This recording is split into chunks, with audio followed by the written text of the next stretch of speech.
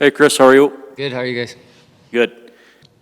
Regular season and playoffs, you're over 900 NHL games, which is way more than most people will play. Kevin Lowe, if you combine them, is over 1,400 games. So when you're sitting at your total and then you look at his, what do you think? I think it's ridiculous. I don't know. I mean, obviously he was a good player for a long time. I mean, we had a guy the other night hit 1,200. That's pretty crazy to think. So being in the league as long as I have, it's hard to imagine those kind of numbers, to be honest. Yeah. I know you're not old enough to have seen Kevin play, but you're from Alberta and you're aware of the history and all that. Just tell me what you think about all the celebrations this week, alumni being around, and then you're going to be in the game in which his number goes up. Yeah, it's obviously well-deserved. Long time coming. I mean, when a guy has a career like that and does it, what he did for an organization like that, kind of being the backbone on the back end there for so many years. And I think especially what he does outside of the game of hockey, too, is probably his biggest asset. So it's going to be fun. It's obviously well-deserved, and it should be a great evening for him. And obviously there's a game you guys want to win, and I know athletes like their routines, most guys anyway, to lead into a game. I know Tip said he's not sure where you guys are going to be for the ceremony, but do you have any concerns about it, feeling a little different and feeling ready for the game? I don't think so. I think as a player, it's pretty special to be a part of something like this, especially with this franchise and what Kevin has done. So as far as that goes, I think we've got a veteran group in there that'll be ready when the puck drops, and we're looking forward to celebrating this with them. What's the conversation like when they ask to retire number 4 and you're wearing number 4? Do they come to you and say, "Hey, Kris," or do you go to them and say, "Here"? No, I went to management there to start. I didn't want it to be something that had to come up. I was very thankful that I was able to get the opportunity to wear number 4.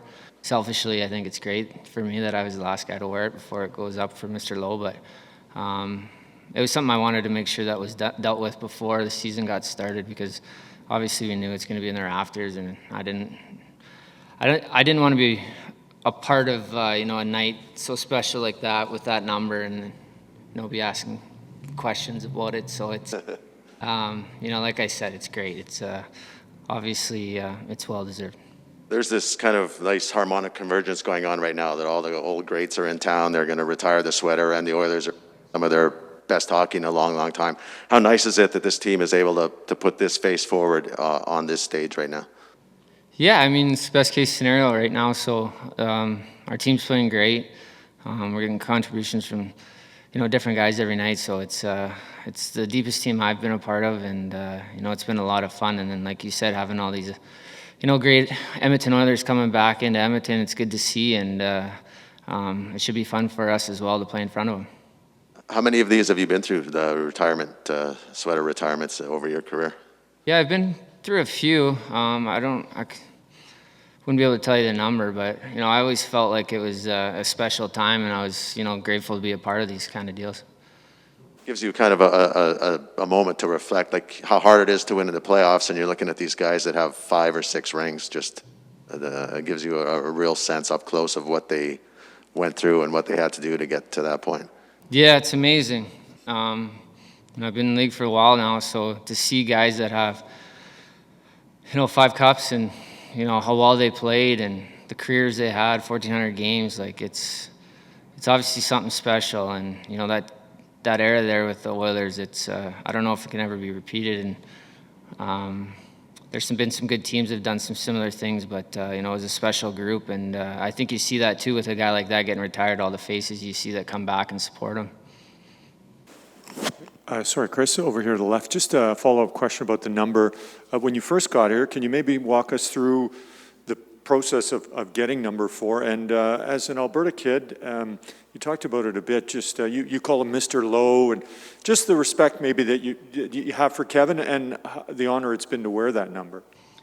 Yeah, to be honest, when I got here, there wasn't.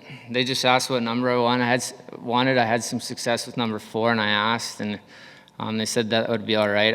I knew kind of the background a little bit. I took a lot of pride in wearing that number because I knew who had it before me, obviously. So it's, I find it special that I got the opportunity to wear it.